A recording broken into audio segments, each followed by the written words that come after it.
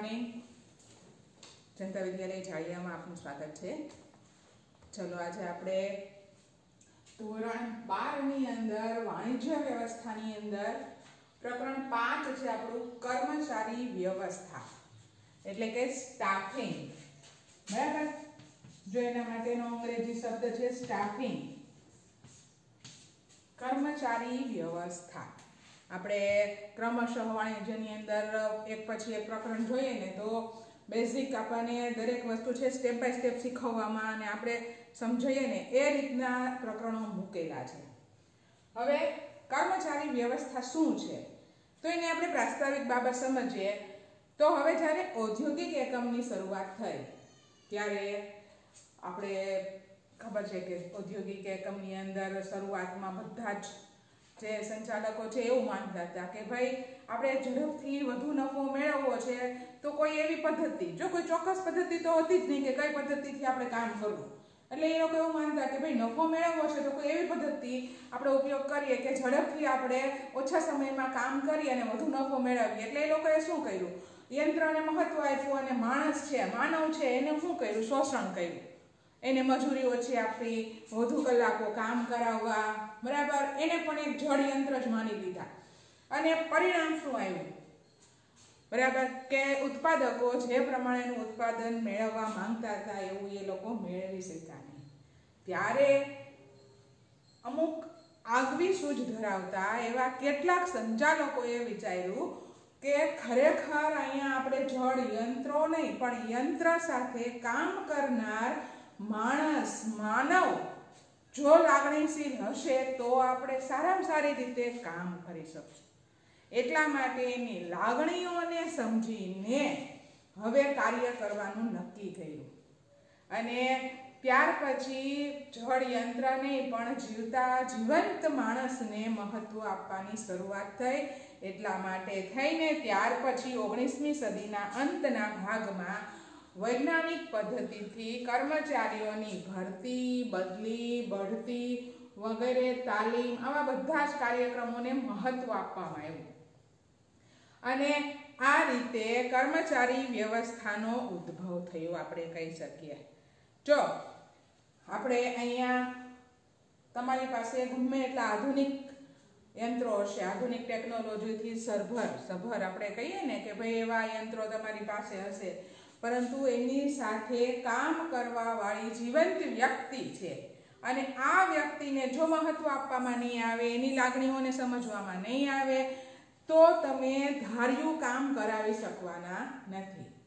કર્મચારીની પોતાની અંગત કોઈ પણ બાબતો છે, એના પોતાના જે અભિપ્રાયો છે, એના કામથી જોડાયેલી જે બાબતો છે, આ બધી જ બાબતોને મહત્વ આપવું ખૂબ જરૂરી બની ગયું। બરાબર, જો વ્યવસ્થા તંત્રનો એક ભાગ છે, કર્મચારી શું છે, વ્યવસ્થા તંત્રનો ઓર્ગેનાઇઝેશન આખો એક ભાગ છે। એનો આપણે ખ્યાલ જોઈએ ને તો સામાન્ય અર્થમાં કર્મચારી વ્યવસ્થા એટલે એકમ માટે જરૂરી કર્મચારીઓ મેળવવા, કેળવવા, બે શબ્દ, કર્મચારીઓ મેળવવા અને એને કેળવવા। પહેલા શું કરતા હતા આપણે, માત્ર કર્મચારીઓ મેળવતા હતા પરંતુ એને કેળવતા નહોતા। કેળવવું એટલે શું, બે રીતે કેળવી શકાય। એક જે એની પ્રોફેશનલ બાબત છે કે એને યંત્ર સાથે જે કામ કરવાનું છે કે વહીવટી કામ કરવાનું છે એ બાબતે એને સજ્જ કરવા, અને બીજું કેળવવું એટલે તમે એના દરેકે દરેક મનોભાવ સાથે તાદાત્મ્ય સાધી શકો અને તમે એની પાસે જે કામ કરાવવું છે એ કરાવો, ત્યારે એને કેળવવું કહેવાય। એને કેળવવા અને ત્રીજું છે જાળવવું। જો આપણે ભલે એવું માનતા હોય કે પૈસા આપવાથી કોઈ પણ કામ કરાવી શકાય એમ છે, પણ નહીં, એક આખો એવો એક વર્ગ છે જે પૈસાને નહીં પરંતુ માન સન્માન કે એના પોતાના આત્મસન્માનને માને છે। આવા સમયે જો કોઈ સંચાલક કે કોઈ ઉદ્યોગપતિ એવું માને કે માત્ર કર્મચારીની ભરતી કરાવીને પછી એને જળયંત્રોની માફક જ એનું પણ એની પાસેથી કામ કરાવીએ તો એ હવે ખોટું પડશે, કારણ કે અત્યારે વ્યક્તિને મેળવવું, ત્યાર પછી એને કેળવવા તમારી પ્રમાણે અને જાળવવા, આ ત્રણ બાબતો ખૂબ અગત્યની છે। જાળવવા એટલે તમે એને એના માન મોભા સાથે જાળવી શકો। તો ટૂંકમાં આપણે કહીએ ને તો આપણે અહીંયા કર્મચારી મેળવવા, કેળવવા અને જાળવવા, વિસ્તૃત અર્થમાં કહીએ તો કર્મચારી વ્યવસ્થા એટલે શું? તો કે કર્મચારીઓની ભરતી, પસંદગી, તાલીમ, બઢતી, તેમની નિવૃત્તિ વગેરે પછીના કાર્યો કરવામાં આવે। બરાબર, દરેક બાબતનું ધ્યાન રાખવામાં આવે છે। જો અહીંયા કર્મચારીઓની ભરતીથી માંડીને નિવૃત્તિ પછીના કાર્યક્રમો સુધીની બધી જ બાબતોને સાંકળી લેવામાં આવે છે। યોગ્ય રીતે એની ભરતી કરવા માટે હવે ક્યાં લાયકાત પ્રમાણે કઈ વ્યક્તિને કઈ હોદ્દો આપવો, એની પસંદગી કરવી, જરૂર પડે તો એને બઢતી આપવી, પ્રમોશન જેને આપણે કહીએ છીએ, તાલીમ આપવી, આ બધી બાબતો। અને નિવૃત્ત પછીના જે આપણે પેન્શન કહીએ છીએ ને કે નિવૃત્તિ પછી પણ એ નિશ્ચિત રહે, એટલે જ્યાં સુધી એ કામ કરતો હોય ત્યારે પૂરેપૂરા ઉત્સાહથી કામ કરી શકે, કારણ કે એને એની નિવૃત્તિ પછીની હવે ચિંતા છે નહીં। તો આ દરેક બાબતોનું ધ્યાન રાખવું। ત્યાર પછી આપણે એની લાક્ષણિકતાઓ જોઈએ। કર્મચારી વ્યવસ્થાની લાક્ષણિકતાઓ।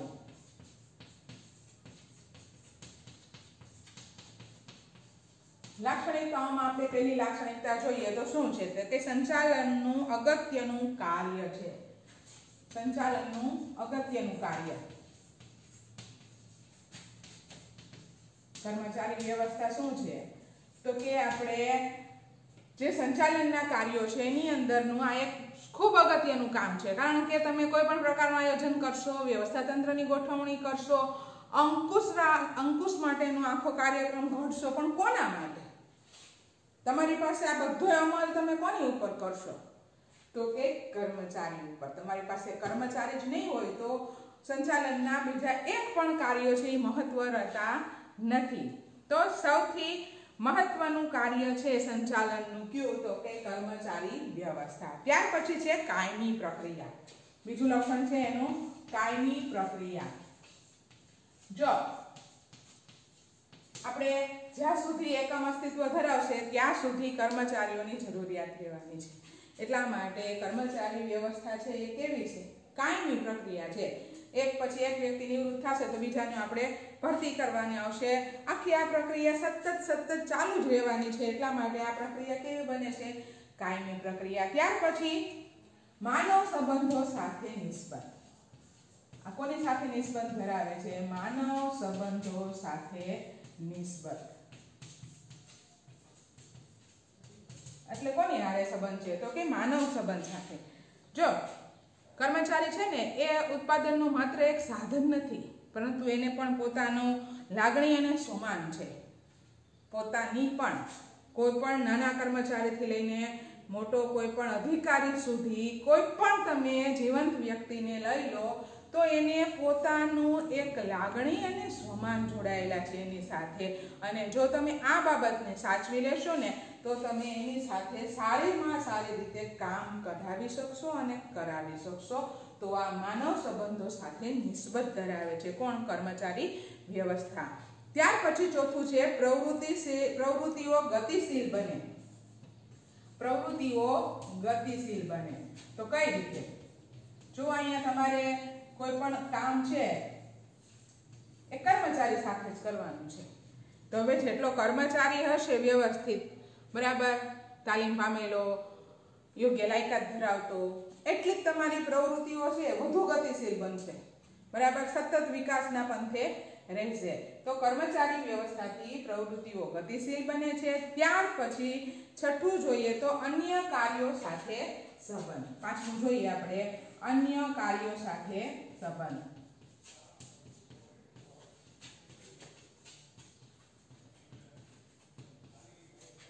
જુઓ, આપણે કર્મચારી છે એ સંચાલનના અન્ય કાર્યો સાથે સંબંધ ધરાવે છે। આયોજન, વ્યવસ્થા તંત્ર, દોરવણી, સંકલન, અંકુશ। મેં તમને હમણાં જ કહ્યું કે આ બધા જ કાર્યો ક્યારે સફળ થઈ શકે? જ્યારે કર્મચારી અસ્તિત્વમાં હોય, કારણ કે તમારી પાસે ખૂબ પ્રમાણમાં સરસ મસ્ત એવા ટેકનોલોજીવાળા સાધનો છે, તમારી પાસે સંચાલન છે એટલે કે વહીવટી તમારી પાસે જ્ઞાન છે, બરાબર, તમારી પાસે સારામાં સારું દોરવણી આપી શકે એવા નેતા છે, સંકલન છે આ બધા વિભાગો વચ્ચે અંદરો અંદર, અંકુશ માટેનો એક જોરદાર કાર્યક્રમ છે।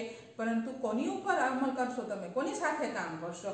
તો કે કર્મચારી સાથે. જો કર્મચારી જ નથી તો તમે કોઈ પણ કાર્ય કરી શકશો નહીં. એમ કર્મચારી વ્યવસ્થા છે એ અન્ય કાર્યો સાથે સંબંધ ધરાવે છે. ત્યાર પછી છઠ્ઠું છે વિસ્તૃત પ્રવૃત્તિ. બરાબર, છઠ્ઠું છે વિસ્તૃત પ્રવૃત્તિ. આ કર્મચારી વ્યવસ્થા એ કેવી પ્રવૃત્તિ છે? તો કે વિસ્તૃત, ખૂબ જ ફેલાયેલી. જો કોઈ એક જગ્યાએ સીમિત થઈ જતી નથી, પરંતુ કર્મચારીઓ મેળવવા, કેળવવા, જાળવવા અને તેમના વિકાસનું કાર્ય કરવા સુધીનું કામ છે એ તમારે કર્મચારી વ્યવસ્થાની અંદર કરવાનું હોય છે. એટલા માટે કેવી પ્રવૃત્તિ બને છે? વિસ્તૃત, વિશાળ પ્રવૃત્તિ બને છે. ત્યાર પછી મૂડી ખર્ચ. છેલ્લું લાક્ષણિકતા છે આપણી તો કે મૂડી ખર્ચ. જો કર્મચારી એ કયા પ્રકારનો ખર્ચ બને છે? કર્મચારી વ્યવસ્થા મૂડી પ્રકારનો ખર્ચ બને છે. આપણે નામાની અંદર ખર્ચના પ્રકારો જોયા છે. એની અંદર મહેસૂલી ખર્ચ અને મૂડી ખર્ચ. મહેસૂલી ખર્ચ એટલે ટૂંકા ગાળા માટેનો ખર્ચ હોય છે અને મૂડી ખર્ચ એટલે લાંબા ગાળા માટેનો ખર્ચ હોય છે. તો અહીંયા મૂડી ખર્ચ બને છે કઈ રીતે? તો કે કર્મચારીઓને તમે મેળવવા એટલે કે ભરતી કરી, પસંદગી કરી, એને તાલીમ આપો, બઢતી આપો અને એના નિવૃત્તિ પછીના કાર્યક્રમો સુધીની આખી પ્રક્રિયા કર્મચારી વ્યવસ્થા છે. તો આમાં લાંબા ગાળા સુધીનું તમારું રોકાણ હોય છે. એટલા માટે આને કયા પ્રકારનો ખર્ચ ગણવામાં આવે છે? મૂડી ખર્ચ. જો અહીંયા આપણો લાક્ષણિકતાઓ પૂરી થાય છે. ત્યાર પછીનો આપણો બીજો મુદ્દો છે મહત્વ. હવે કર્મચારી વ્યવસ્થાનું મહત્વ શું છે? જો આપણે અત્યાર સુધી જે સમજાયું ને એમાં એક વસ્તુ તો સમજાઈ ગઈ કે કર્મચારી છે એ કેન્દ્ર સ્થાન છે. ઔદ્યોગિક એકમનું કેન્દ્ર બિંદુ કોને કહી શકાય? કર્મચારીને.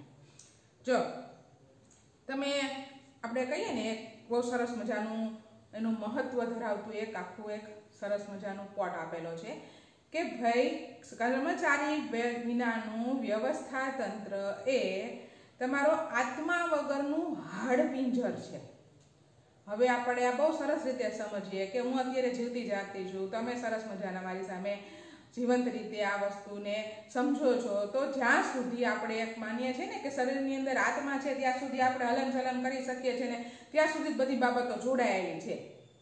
તો વ્યવસ્થા તંત્રને આની સાથે સરખાવ્યું છે કે વ્યવસ્થા તંત્રની અંદર કર્મચારીઓ એ કેટલું મહત્વ ધરાવે છે કે તો એક શરીરમાં જે આત્માનું મહત્વ છે, શરીરમાંથી આત્મા નીકળી જાય એટલે શું બની જાય છે? હાડપિંજર બની જાય છે, જે આપણે કોઈ કામનું રહેતું નથી. એમ વ્યવસ્થા તંત્રની અંદર આખા એક સંચાલકીય કાર્યની અંદર જો કર્મચારી નહીં હોય તો એ હાડપિંજર સમાન છે કે જેની પાસેથી આપણે કોઈ પણ પ્રકારનું કામ લઈ શકતા નથી. આટલે અંશે કર્મચારીઓનું મહત્વ રહેલું છે. અને ગમે એટલે આપણી અંદર કાર્યક્ષમતા, કાર્યશીલ મૂડી, આપણી પાસે લાંબા ગાળાની મૂડી એટલે કે કાયમી મિલકતો, આ બધી વસ્તુઓ ઉપલબ્ધ હશે પણ જો સારા કર્મચારીઓ નહીં હોય તો આ વસ્તુનું કોઈ મહત્વ રહેતું નથી. એટલા માટે જ એક બહુ સરસ કહેવામાં આવ્યું છે કે ભાઈ તમે તમારા કર્મચારીઓનો ખ્યાલ રાખો. કર્મચારીઓ તમારું બધું જ સંભાળી લેશે, બધી જ બાબતોનો ખ્યાલ રાખશે. તમે કોઈ એક મોટો ઔદ્યોગિક એકમની સ્થાપના કરીને બેઠા છો ને તો તમારે માત્ર તમારા કર્મચારીઓનું ધ્યાન રાખવાનું છે. કર્મચારીઓ પોતે એવું મહેસૂસ કરશે કે હું આ એકમની અંદર સેફ છું, સલામત છું. બરાબર, મનોવૈજ્ઞાનિક રીતે આપણે જોઈએ ને તો વ્યક્તિની કેટલી 5 જરૂરિયાતો હોય છે, એની પ્રાથમિક જરૂરિયાતોથી માંડીને એની પ્રસિદ્ધિ સુધીની. પરંતુ કર્મચારીઓને તો પોતાની પ્રાથમિક જરૂરિયાતો પૂરી થઈ જાય, નાણાકીય સલામતી પૂરી પડી જાય, સામાજિક સલામતી એને મળી જાય. આટલી 3 બાબતોથી ખુશ હોય છે કે ભાઈ સમાજમાં એક એનું સ્થાન છે, નાણાકીય રીતે હવે એ સલામત છે. તો આ રીતે કર્મચારીઓનું તમે ધ્યાન રાખો. કર્મચારીઓ તમારું બધું. જો કર્મચારી એકમના સ્થળે આવે ત્યારે સંપૂર્ણપણે પોતાની ફેમિલી બાબતથી, નાણાકીય બાબતથી ને સામાજિક બાબતથી નિશ્ચિંત હશે તો એ તમારું સારામાં સારું કાર્ય છે એ કરી શકશે. તો જો આપણે એનું મહત્વના કેટલાક મુદ્દા જોઈએ તો પહેલું છે ચાલક બળ. હા, જો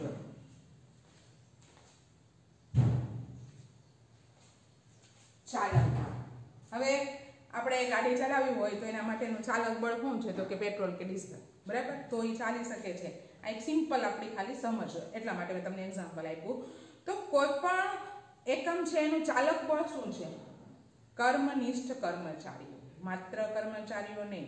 અહીંયા આપણે જેટલું કર્મચારીઓને મહત્વ આપીએ છીએ ને સામે કર્મચારીની અંદર પણ એટલી જ એકમ પ્રત્યેની નિષ્ઠા હોય ને, આવા કર્મનિષ્ઠ કર્મચારીઓ આપણી પાસે હોય ને ત્યારે એ આપણી ગાડીનું ચાલક બળ બને છે કે આ ગાડી હવે ક્યાંય રોકાશે નહીં. એમ એટલું જ મહત્વ ધરાવે છે કે ભાઈ આપણું એકમનું ચાલક બળ કોણ છે? કર્મચારીઓ.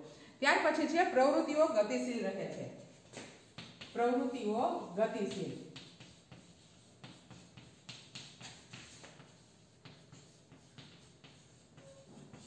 જો આપણે ચાલક બળ જેમ કીધું એમ જો કર્મચારીઓ પોતે કર્તવ્યનિષ્ઠ હશે, સારામાં સારી રીતે એકમને વફાદાર હશે તો દરેક પ્રકારની પ્રવૃત્તિઓ છે એ ગતિશીલ રહે છે. કારણ કે કર્મચારી વ્યવસ્થાની અંદર ધંધાકીય એકમની દરેક પ્રવૃત્તિઓ કોના આધારે ચાલતી હોય છે? કર્મચારીઓના આધારે ચાલતી હોય છે.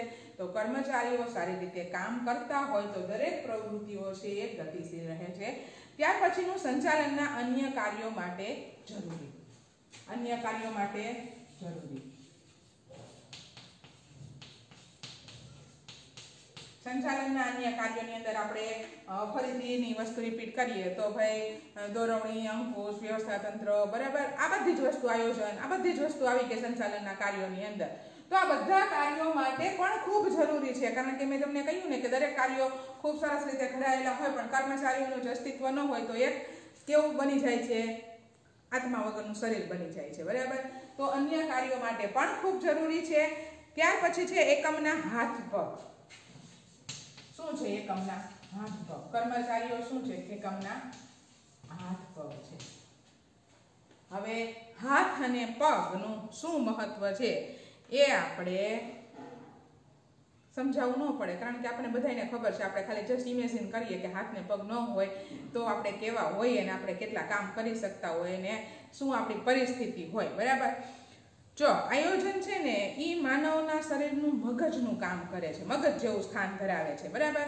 પરંતુ આપણી પાસે હાથ પગ નથી, માત્ર મગજ છે. મગજ ગમે એટલું સરસ વિચારે છે, ગમે એટલું સરસ એની પાસે આખા પ્રોજેક્ટના પ્લાન્સ છે, બરાબર, આયોજન છે આખું.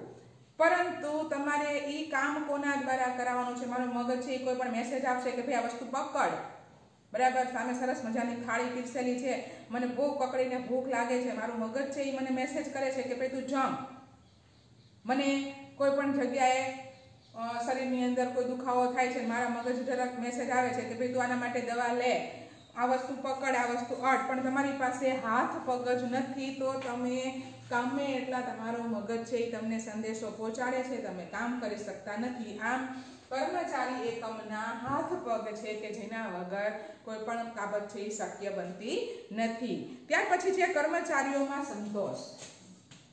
કર્મચારીઓમાં સંતોષ આ બહુ અગત્યનો મુદ્દો છે. તમે જ્યારે કોઈ પણ એકમ લઈને બેઠા છો, મોટા મોટા પ્રોજેક્ટ લઈને બેઠા છો, તમારે કોઈ કામ કરાવવું છે, બરાબર, ત્યારે કર્મચારીઓમાં સંતોષ હોવો જરૂરી છે. જો એવું એક કોઈ માણસ આપણે ન શોધી શકીએ કે ભાઈ જેને કોઈ બાબતની ફરિયાદ ન હોય, કોઈ સમસ્યા ન હોય, કોઈ પણ જગ્યાએ આ તો વસ્તુ રહેવાની જ છે. કોઈ પણ ક્ષેત્ર હશે, કર્મચારીઓની અંદર અમુક બાબતોનો અસંતોષ કહીએ કે ફરિયાદ કહીએ કે સમસ્યાઓ ઉદ્ભવવાની છે. પરંતુ આ ફરિયાદ, આ સમસ્યાનો તમે કઈ રીતે સારામાં સારી રીતે નિકાલ લાવી શકો છો અને કર્મચારીઓની અંદર સંતોષ તમે પ્રાપ્ત કરી શકો છો, આ બહુ મહત્વનું છે. તો કર્મચારીઓમાં સંતોષની લાગણી ઊભી થાય એ રીતે કર્મચારીઓની અંદર કાર્યની વહેંચણી યોગ્ય રીતે કરવી જોઈએ. જેથી જો કર્મચારી સંતોષી બનશે તો તમને સામે આઉટપુટ પણ સરસ મળશે. ત્યાર પછી છે સંબંધોમાં સંવાદિતા. 6 નંબર છે સંબંધોમાં સંવાદિતા. જે આ ખૂબ જરૂરી છે. કર્મચારીઓ હોય ને એ કર્મચારી વ્યવસ્થાના કારણે આપણે એક એવું વાતાવરણ ઊભું કરવાનું છે, કર્મચારીઓને સંતોષકારક વાતાવરણ ઊભું કરવાનું છે. અને તેથી માલિક અને કર્મચારીઓ વચ્ચેના સંબંધોમાં શું સ્થપાવવી જોઈએ? સંવાદિતા. કે માલિક છે એ કોઈ પણ હિચકિચાટ વગર કે કર્મચારી છે એ કોઈ પણ બાબત અંદરો અંદર ચર્ચા કરી શકતા હોવા જોઈએ. એની અંદર વચ્ચે સંવાદ એટલે કે વાતચીતનો એક સેતુ છે ને યોગ્ય રીતે જળવાઈ રહેવો જોઈએ. અને જો આ વસ્તુ બનશે ને તો એક હેલ્ધી એટમોસ્ફિયર આપણે કહીએ ને કે તંદુરસ્ત વાતાવરણ કાર્યના સ્થળે જળવાઈ રહેશે અને જેનાથી માલિક કે કર્મચારી કોઈના મનમાં કોઈ પણ પ્રકારનો અસંતોષ રહેશે નહીં. તો કામ કરવાની પણ એટલી મજા આવશે જે પ્રમાણે માલિક ઈચ્છે છે એ પ્રમાણે, અને કર્મચારી પોતાના પૂરેપૂરા આત્મસન્માન અને પોતાના લાગણીથી કામ કરે છે, કર્તવ્ય નિષ્ઠાથી કામ કરે છે. એટલે અહીંયા બે વસ્તુ છે બે માટે સંતોષકારક અને સફળ સાબિત થાય છે. એટલા માટે કર્મચારી વ્યવસ્થાની અંદર સૌથી મહત્વનું છે કે સંબંધોમાં સંવાદિતા. કોની વચ્ચે? તો કે કર્મચારી અને માલિક વચ્ચે. ત્યાર પછી 7મું એકમની પ્રતિષ્ઠામાં વધારો. એકમની પ્રતિષ્ઠામાં વધારો.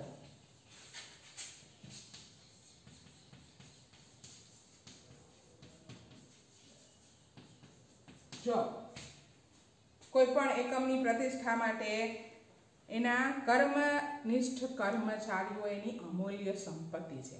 હવે કોઈ એકમ છે ને સતત પ્રગતિ કરતું હોય તો એ એટલા માટે નહીં કે માલિક પાસે ખૂબ પ્રમાણમાં મૂડી છે અને માલિક છે એ મૂડીપતિ છે અને આધુનિક ટેકનોલોજી વાળા એની પાસે યંત્ર સામગ્રી છે એટલે એ વિકાસ કરે છે. નહીં, બિલકુલ નહીં. એની પાસે એવા સારા કર્તવ્યનિષ્ઠ કર્મચારીઓ છે કે જે એની લાયકાતનો પૂરેપૂરો લાભ આપીને કામ કરે છે અને આ કામ કરે છે જેથી એકમ છે એ ખૂબ પ્રગતિ કરે છે અને એની પ્રતિષ્ઠામાં વધારો થાય છે. તો આમ અહીંયા અગેન આપણે એક વસ્તુ કહી શકીએ કે જેટલા કર્મચારી વ્યવસ્થાની અંદર આપણે યોગ્ય રીતે કર્મચારીઓને જાળવશું એટલા જ આપણી એકમની પ્રતિષ્ઠામાં આપણે વધારો કરી શકશું. ત્યાર પછી છેલ્લું છે સતત ચાલતી પ્રક્રિયા. 8 નંબરનું છે સતત ચાલતી પ્રક્રિયા. અહીંયા આપણે લાક્ષણિકતાની અંદર એ જોયું હતું કે ભાઈ કાયમી પ્રક્રિયા છે. એમ કર્મચારી વ્યવસ્થા એ સતત ચાલતી પ્રક્રિયા છે. કોઈ એક કર્મચારીના નિવૃત્તિ પછી કોઈ આપણું એકમ છે બંધ નથી થઈ જવાનું. એક પછી એક માલિક બદલાતા જવાના છે, કર્મચારીઓ બદલાતા જવાના છે અને કર્મચારીઓની ભરતી, પસંદગી, બદલી, બઢતી, નિવૃત્તિના કામ છે એ સતત ચાલતા રહેવાના છે. એમ કર્મચારી વ્યવસ્થા એ સતત ચાલતી પ્રક્રિયા બને છે. ત્યાર પછી આપણે જોઈએ તો કે માનવ સંસાધન સંચાલનના ભાગદારે કર્મચારી વ્યવસ્થા. માનવ સંસાધન સંચાલન, અહીંયા આપણે એનું મહત્વ જોયું. ત્યાર પછીનો મુદ્દો જો કર્મચારી છે એટલે અહીંયા આપણે માનવ સંસાધન, બરાબર, માનવ સંસાધન તરીકે એક પ્રકારનું અમૂલ્ય સંપત્તિ જ ગણી શકાય. કર્મચારીને એકમની એક પ્રકારની અમૂલ્ય સંપત્તિ જ ગણી શકાય, બરાબર. માનવ સંસાધન શબ્દ છે માનવ સંસાધન. આપણે કુદરતી સંસાધનો આવો શબ્દ ઇકોનોમિક્સની અંદર કે અન્ય જગ્યાએ સાંભળ્યો જ હોય. તો કુદરતી સંસાધનો એટલે ભારત આપણે ભૌગોલિક રીતે વિશિષ્ટતા ધરાવતો દેશ છે ને કે વિવિધ પ્રદેશોની અંદર એની વિવિધ પ્રકારની વિશિષ્ટતાઓ રહેલી છે અને કુદરતી સંસાધનો અખૂટ આપણને આપેલા છે. જો આપણે એને ઓળખી અને એનો ઉપયોગ કરી શકીએ તો એ રીતના એટલે કે કુદરતી સંપત્તિ કહી શકાય. એમ અહીંયા માનવ સંસાધન એટલે માનવીય સંપત્તિ. જો માનવ સંસાધન સંચાલન એ ધ્યેય પ્રાપ્તિ માટેનું જરૂરી કર્મચારીઓનું આયોજન કરવું. ધ્યેય પ્રાપ્તિ માટે આપણે કોઈ પણ ધંધાકીય ધ્યેય છે, બરાબર, એના માટે આપણે કોઈ પણ ધ્યેય છે એ પ્રાપ્ત કરવું છે તો એનો સીડી કે રસ્તો આપણે કોને કહી શકીએ? કર્મચારીને કહી શકીએ, બરાબર.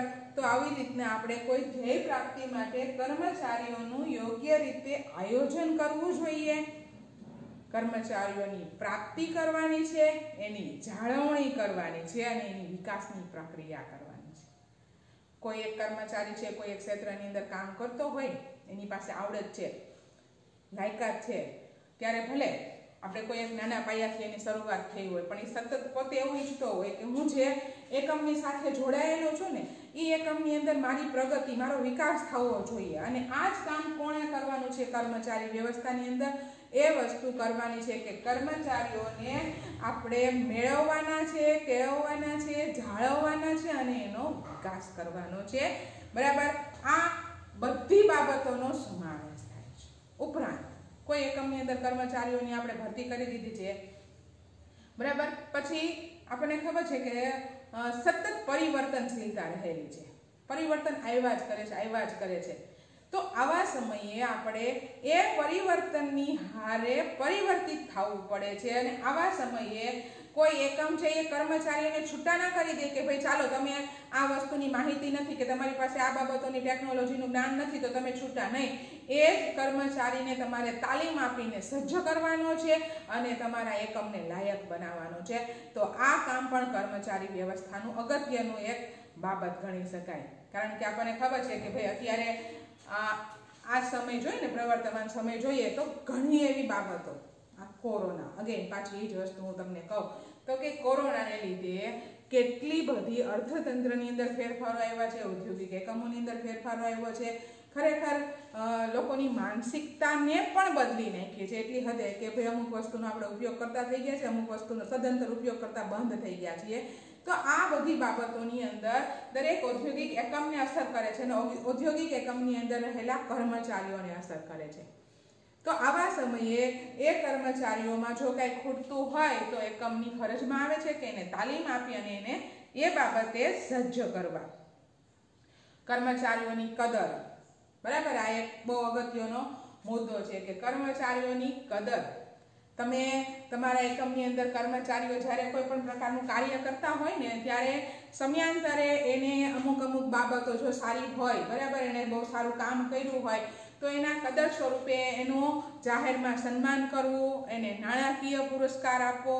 આ બધી બાબતોથી એની અંદર એક પ્રોત્સાહન જળવાઈ રહે છે અને સતત એની અંદર કામ કરવાનો ઉત્સાહ જળવાઈ રહે છે અને એ પોતે પણ પોતાની કદર થાય છે એવું એને લાગે છે ત્યારે પોતાની કુશળતામાં વધારો કરવાનો, પોતાની અંદર જે કાર્યશક્તિ છે એમાં હજી સારામાં સારી રીતે કાર્ય કરી શકે, આ બધી બાબતોનું પોતે પણ ધ્યાન રાખતો થઈ જાય છે.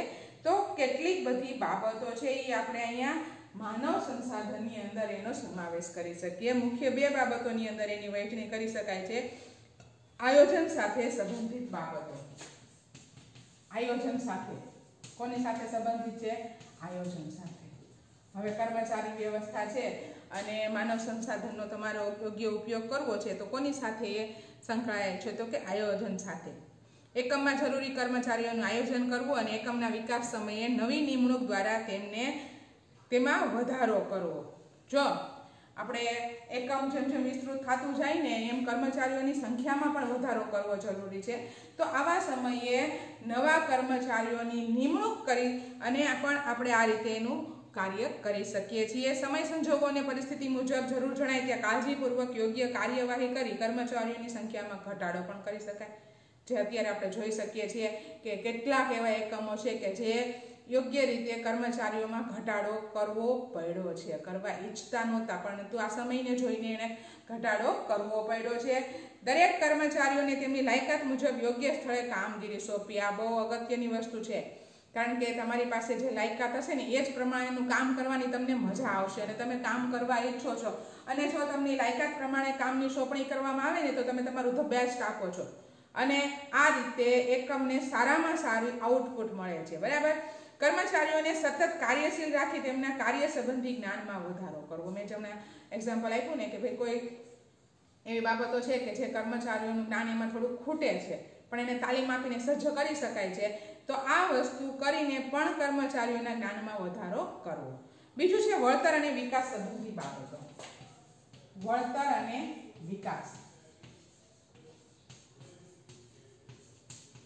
મેં તમને હમણાં જ કહ્યું કે કોઈ પણ કર્મચારીનો મુખ્ય હેતુ તો શું હોય છે? વળતર. એ પણ કેવું? નાણાકીય વળતર મેળવવું.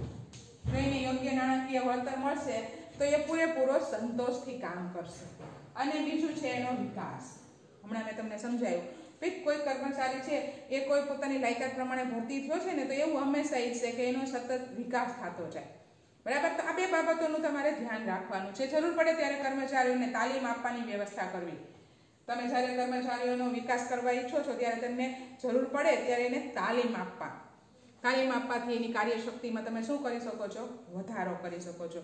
કર્મચારીઓને તેના કાર્યમાં નિષ્ણાંત અને વિચારશક્તિ વધે તેવું વાતાવરણ પૂરી પાડવાની તક ઊભી કરવાની છે તમારે અહીંયા. કર્મચારીઓની અંદર પોતાની વિચારશક્તિ વધે, બરાબર. પછી કાર્યમાં નિષ્ણાંત થાય. આ બાબતોનું તમારે વાતાવરણ ઊભું કરવાનું છે, કારણ કે એ તમારા એકમનો અંગ છે અને તમારું બધા જ અંગ શરીરના સરસ રીતે ચાલતા હોય તો જ તમે મસ્ત રીતે તમારું જીવન જીવી શકો છો. એમ તમારું એકમ છે એ બહુ સરસ રીતે ચલાવવું હોય તો કર્મચારીઓનું એક અંગ જ છે અને એને પણ પોતાનો અવકાશ મળી રહે તેવું વાતાવરણ ઊભું કરવું. કર્મચારીઓને લાયકાત પ્રમાણે યોગ્ય વળતર અને લાભ આપવા આ ખૂબ જરૂરી છે, કારણ કે કર્મચારી પોતે જાણતો હોય કે મારી લાયકાત પ્રમાણે મને કેટલું વળતર મળવું જોઈએ અને જો એનાથી ઓછું મળતું હોય તો એ અસંતોષથી કામ કરશે ને સરવાળે નુકસાન છે એ એકમને થાય છે. એટલા માટે એની લાયકાત પ્રમાણેની યોગ્ય વળતર પૂરું પાડવું. કર્મચારીઓને કાર્ય સંબંધી સમસ્યાઓને ઓળખવી અને તેને ઝડપી ઉકેલ શોધી તેનો અમલ કરવો. મેં હમણાં જ કીધું કે કોઈ એકમ હોય એની અંદર કર્મચારીઓ કામ કરતા હોય તો નાની મોટી સમસ્યાઓ ફરિયાદો તો રહેવાની જ છે, કારણ કે માનવ સ્વભાવ આપણો સ્વભાવ છે કે કોઈ પણ બાબતથી આપણે જલ્દીથી નારાજ પણ થઈ જતા હોઈએ છીએ અને આપણને ફરિયાદો પણ ઉદ્ભવતી હોય છે. તો આવા સમયે માલિક એટલે કે એકમની જવાબદારી બને છે કે આવી સમસ્યાઓ કે કોઈ પણ ફરિયાદ હોય તો એનો ઝડપથી નિકાલ કરવો અને કર્મચારીઓની અંદર સંતોષની લાગણી પ્રેરવી. તો અહીંયા આપણે માનવ સંસાધનની અંદર જે યોગ્ય રીતે આપણે કર્મચારી વ્યવસ્થા કરવી છે, જે બે બાબતો સાથે સંકળાયેલી છે, આયોજન અને વળતર અને વિકાસ. તો અહીંયા આપણે એટલું સમજીએ કે ભાઈ કર્મચારી એ એકમનું સૌથી અગત્યનું અંગ છે અને જો એનો યોગ્ય રીતે માવજત કરવામાં આવશે તો એકમ છે એ સારામાં સારી રીતે પોતાની નફામાં વૃદ્ધિ કરી શકશે, પોતાની પ્રતિષ્ઠામાં વધારો કરી શકશે. તો આપણે અહીં સુધી રાખીએ છીએ, ત્યાર પછીનો મુદ્દો આપણે પછી જોઈશું. Okay, thank you.